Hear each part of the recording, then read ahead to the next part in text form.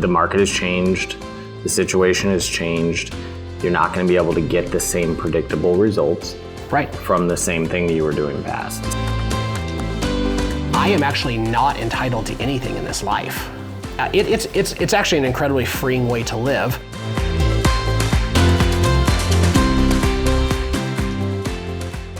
Real estate professionals, welcome back. It is your home, the RMG Agent Podcast, and we are so excited to be here with you on season 2. And we're just rolling. We're talking about sometimes some really hard things that's going on in the real estate industry. And to help me and to help you navigate those things, I have my incredible co-host, Jake Bartlett, with me. Hey guys, super excited for this episode.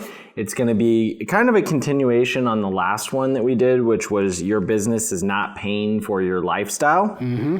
And so this is going to be, what do you need to do to get back to 6 figures in 2024? Yeah, so we're talking about money stuff because it's a relevant topic in 2024 with real estate agents. Over the last couple of years, things have changed. And, for that episode and for everything else we've done, go to our website, rmgagentpodcast.com, or you can go to Spotify, YouTube, or any of the other places that you can find podcasts. We're here to impact, empower, and encourage you. We want to just do our part for you to be successful in this industry. So, Jake, where are we going with this one? We are going to jump into this, and my first thing that I'm going to say is that I am drinking my A&W, not because I'm sponsored. Not sponsored. That's not how I'm going to get you back to your 6 figures. So, All right, let's jump into this. What do you say to someone who's been in the business for 5 years and is wanting to get back to hitting 6 figures again? So it's been for a handful of people, maybe for a lot of people, we just are, not many people advertise that their business is down. That's not normal for a salesperson, especially. We have some things that we have to work on and we have to talk about, and this really goes all the way back to one of our very first episodes, which is that we get 3 things, which is mindset, effort, and skill set. And the reality is we can't really ever navigate from those things because there's really nothing else that we can navigate to. So we're going to talk about some things that really fall into those generic categories today, really to help people get their income back where they want it to be if they're willing to put in the effort. Yeah, so I think that was our first episode, mindset, effort, skill set. And a lot of it falls back into that because, as we framed it in that episode, it's really all you get. Yeah. Right? So as we work through this, we're going to have maybe a painful start to this of like, if you're not getting it, what's the first thing that we're going to tell them? Yeah, so we all fall back from time to time into good enough, right? Whether we want to admit it or not, our physical condition, we get to a point where it's good enough. That's why we eat something that doesn't help us get better in that moment. Or we make enough money, and so it's good enough. And even though we want to tell everybody that it's not good enough, our actions betray the fact that it is good enough. And when we're talking about this, I wrote this down, and it said this: good enough is only good enough if it gets you where you want to be. Mm-hmm. And there's just a really harsh truth in this, and that is that one of the things that we have to deal with, if you're a real estate agent right now, and the reality, the truth is that you are not going to make enough money, or you're not going to make the kind of money that you want to make, or you're not going to make 6 figures. Now, you went from $120,000 or $140,000 a year, and now you're going to make $60,000. There's a lot of your life that probably is not going to work if that's the case. And the very first thing we have to do is we have to deal with entitlement, right? And entitlement sets in anytime we've done something for a period of time and we have predictable results from the actions and the habits and things that we do, right? And so it builds in this whole idea, if I do these things, then these are the outcomes, right? Mm-hmm. Well, the challenge is if all of a sudden I'm not getting those outcomes anymore, I can really easily become very entitled around the things that I do. And so it's like, well, you don't understand. I'm still doing the things, or I'm still doing whatever this is. But the reality is that the things that you did 3-4 years ago, they were good enough, mm-hmm. right? The problem is that you're not entitled to them being still good enough because the results that you're getting aren't good enough. Yeah, because you're not playing the same game anymore, right? Yeah, so the market has changed. The situation has changed. You're not going to be able to get the same predictable results Right. from the same thing that you were doing past. Somebody once told me that you can either change the goal or you can change the activity. Yes, and it really is that simple. And so this first place I think we need to stop if an agent's raising their hand and saying, I want to get back to six figures, or they were used to making $250,000 a year for 2 or 3 years, and now they're making $120,000 a year and they have a real financial problem because of their lifestyle, which we talked about in the last episode. All of a sudden we look at that and we just say, you know what, if you kick and scream and have a fit, or if you shut down and you know, are depressed and sleep in every day, that's not going to help. That's entitlement, and that's kind of the kiss of death, right? Yeah, I get the luxury and pain of part of my role with calling other agents and talking to them and inviting them to all sorts of different stuff. I see their production. Yes. Like, it's not hidden. Like, we have tools to be able to see their production. And some of the things that they'll tell me does not match where their production is. Right. And so it's either they don't know or they're trying to hide from it. Yeah. So when we just address right out of the gate the mindset is, if you're not getting the results that you need, right? Nothing else is sacred. Nothing else is, you know, you can't defend your current activities. You can't defend your current habits because they're just simply not enough. It's not getting you where you want to go. And so once we make peace with that, once we realized, you know, I am actually not entitled to anything in this life. It's actually an incredibly freeing way to live, but we all fall back in time to time into some basic level of entitlement. And when we do that, right, when it's our physical health or our marriage or any of these kind of things, when we fall back into entitlement, all of a sudden we start to separate from reality. And the reality of hitting this goal that makes my life work and my activities drift apart. And there's only one of those things that can actually move. Right? And that's our activity. And so the first place is we got to get our minds right. And that is, I'm not entitled to anything. What used to work, if it no longer works, it has to be challenged. It has to change. Where's our kind of first step after the mindset side of things, right? So we go back to effort, and it's Jake, it's this absolute, like, it feels like such just a blunt instrument to talk about over and over and over again, especially in light of entitlement. Right? If what you're doing is not working because you have mindset, effort, and skill set, there's this challenge, and that is, once you get your mind right, there's still a gap between your mindset and what will eventually be your skill set that will help you be able to pull back on maybe the effort. And you can actually slip back into good enough, maybe even intentionally. But the stopgap for you actually hitting your goals and making your life and your business work is just purely effort. That's what it is, right? So effort looks like an unwavering commitment to your goal, and that you just have to put in the effort that's required. Nobody wants to hear you just have to work more hours. Nobody wants to hear you just have to work more days. But if we look at this, all right, so let's just say you have somebody who their life works at, you know, $80,000, and they say, my intention is to make $500,000 a year. Cool. Yeah. You can throw unbelievably endless hours at that, and you can just crush everything else in your life, and you can make some really bad decisions. Right? Like, you really, really can. So for that person, is the answer, you know, throw more hours at it? No, it's actually, you have time and you have runway to build a skill set that will help you get there in a more leveraged way. But if it's between you losing your house, or you having to go get 2 or 3 other jobs, which actually takes up all of that time anyway, then the cold, hard reality, and we talked about this, you know, last week too, is that it may actually just be more hours. It may be you wake up earlier, you go to bed later, you have to do whatever it takes because survival's on the line, right? Yeah, we have this conversation with some of our agents that do have some time constraints. When you have a constraint on the hours that you can work, you have to be more efficient, right? Yes. One of the other things that is missed as well is you can hire somebody to help you become more efficient or help hone your effort Yes. Possibly. So I know you coach a ton of people. From a coaching perspective, what would be some of the things that people can look at? So there's a few different things, and some of this is stuff that we talk to our agents about, right? Is that you don't just have more hours, but you have, like you said, you have more efficient hours. The speed and intensity that somebody shows up to their job with is a massive determiner of how much value they're able to give or to extract out of an hour. So everybody who has the same hour, there are some people that choose to do the most income producing activities. And so that is a lever that they get to pull. And so now they're going to be able to extract more value out of that hour. And some people are going to move 2 or 3 or 4 times faster in that hour. And that enables them to extract more value.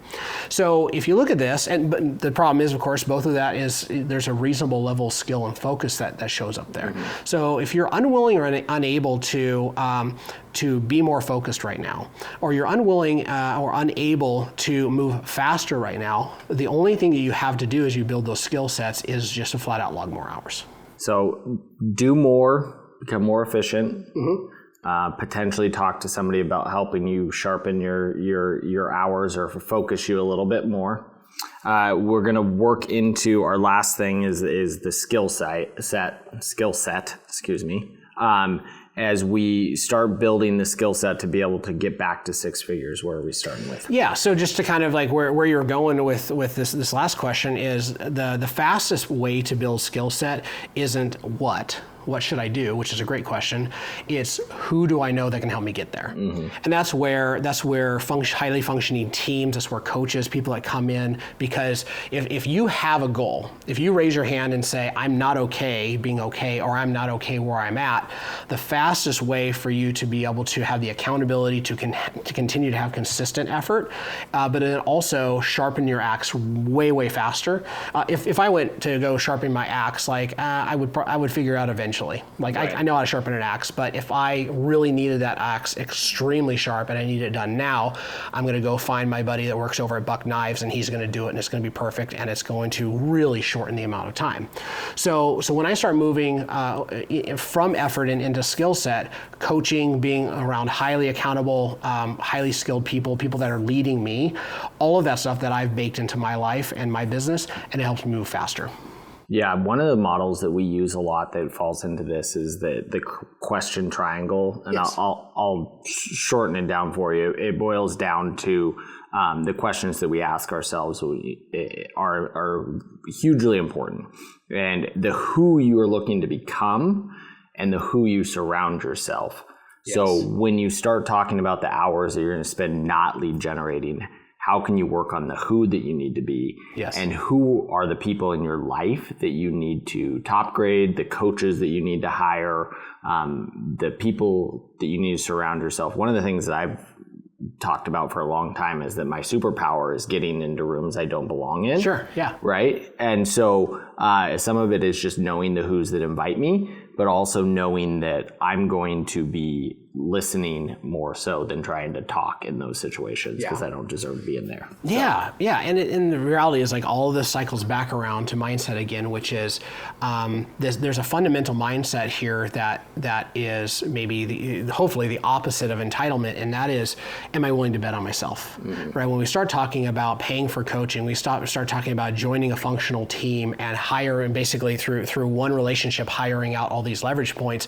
There's an amount of that. There's a big part of that is I'm betting on me. Right? I'm going to go do my best work. I'm going to go do the thing that is in my superpower, in my wheelhouse, that drives the most revenue for me, and I'm going to bet on these other things. And that is, if you look at people across athletics, you look at people, high performers in business, you will find a lot of commonality with the fact that they're betting on themselves. And a lot of times that means laying out money, even money that they don't have, because they're saying, I see where I want to go, I'm willing to do it, and this is the fastest way to get there. Yeah, athletes are such a great parallel. You look at Tom Brady in the peak of his career, he probably had a personal quarterback coach, a fitness coach, probably had a dietitian, all of these people that he's paying for to make him the peak performance at what he does best to be able to make the most money and win the most championships. Yeah, absolutely. And we'll talk a little bit about maybe some of the dichotomy of what we're going to see maybe in the future of real estate in our next episode.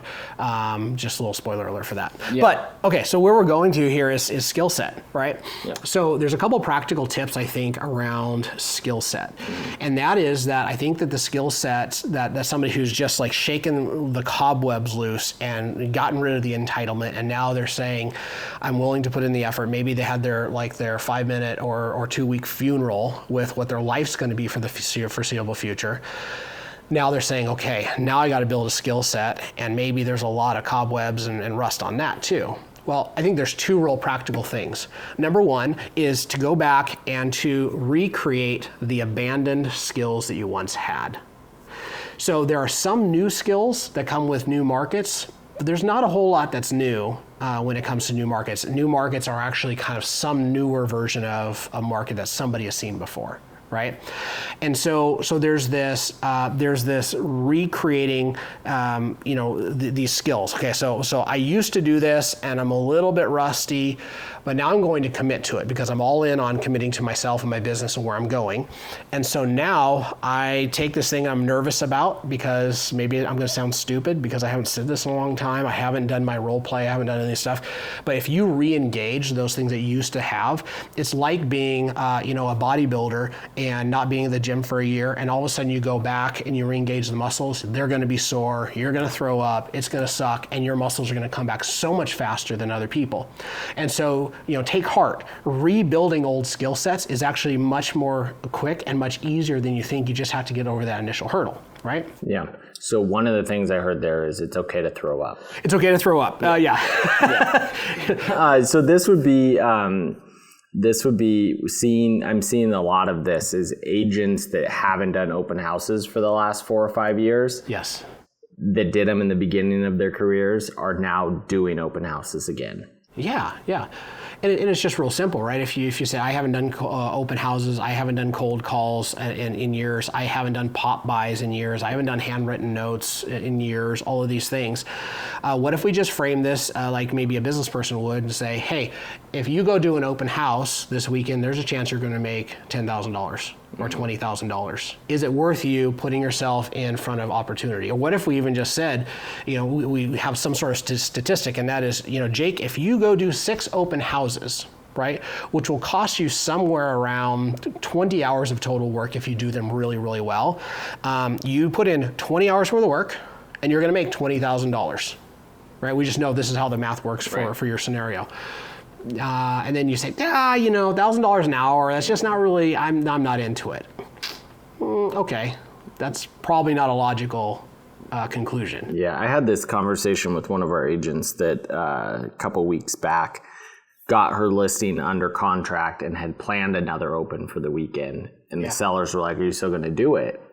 And she was asking me whether or not she should do it or not. And I just said, if I could tell you that you could have 10, 15 buyers walk through and you be face to face with them and the potential to have those conversations, would you still do it? And she was like, yep, I'm in. I'm in. Yeah.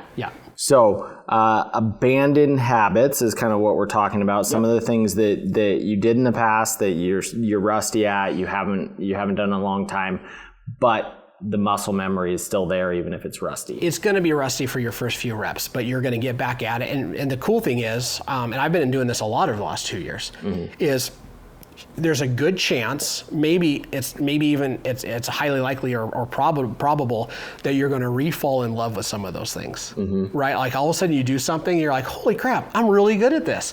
And then you enjoy it and you're engaging with clients. You're thinking, man, this is great. What is the reason I ever stopped doing this? Right. Good for you. Keep going. Yep.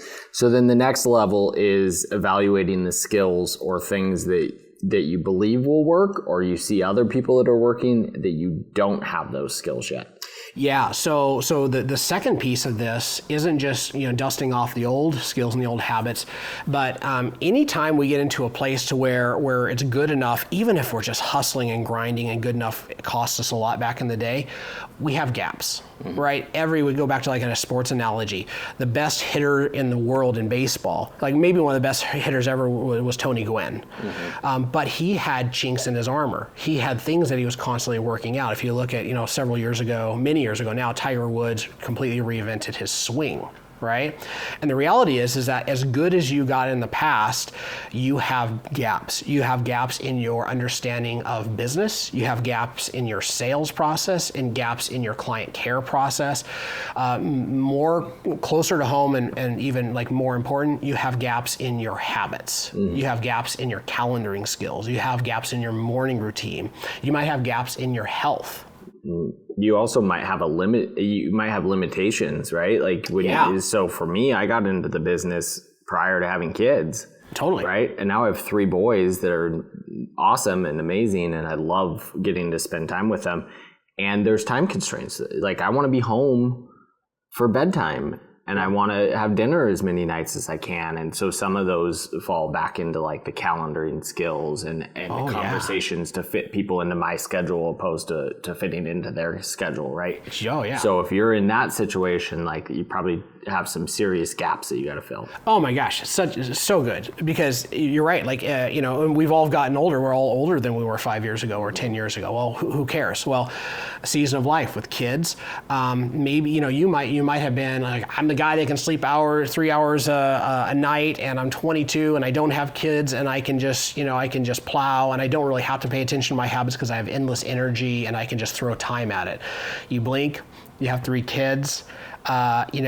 You pay the price for health decisions you made during that season of life, and all of a sudden now you have gaps. Cool, now's the time to fill them. Anything else on our skill set or effort or mindset before we land this plane?